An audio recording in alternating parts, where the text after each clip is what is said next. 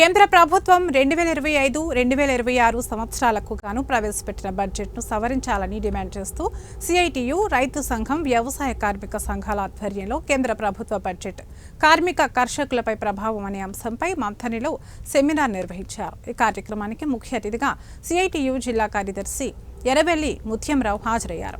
కేంద్ర ప్రభుత్వం ప్రవేశపెట్టిన వార్షిక బడ్జెట్లో కార్మిక కర్షకులకు తీవ్రమైన అన్యాయం చేస్తుందని ముత్యంరావు అన్నారు।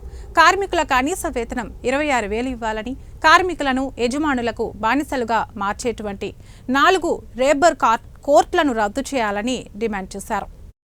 ఈ దేశంలో ఉత్పత్తి శక్తులైనటువంటి కార్మిక వర్గం, రైతాంగం, వ్యవసాయ కూలీలకు ఉపయోగపడే విధంగా బడ్జెట్లో నిధులు కేటాయించాలని డిమాండ్ చేస్తూ ఈరోజు మంత్రిలో సెమినార్ నిర్వహించడం జరిగింది।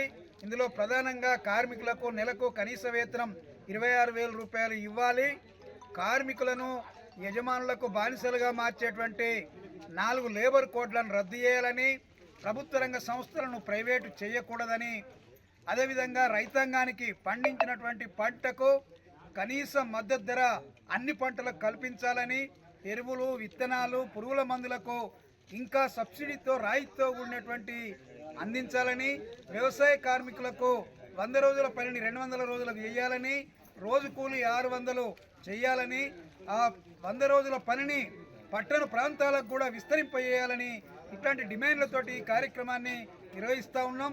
అందుకని ఇప్పటికైనా ఈ దేశంలో ఉండేటువంటి శ్రామిక ప్రజలకు నష్టం చేసేటువంటి విధానాలు అనుసరిస్తున్నటువంటి నరేంద్ర మోడీ ప్రభుత్వం ఈ బడ్జెట్లో రూపొందించినటువంటి ప్రతిపాదనలన్నీ సవరించి దేశ అభివృద్ధి కోసం ఉపయోగపడే విధంగా, శ్రామిక వర్గానికి న్యాయం చేసే విధంగా ఈ బడ్జెట్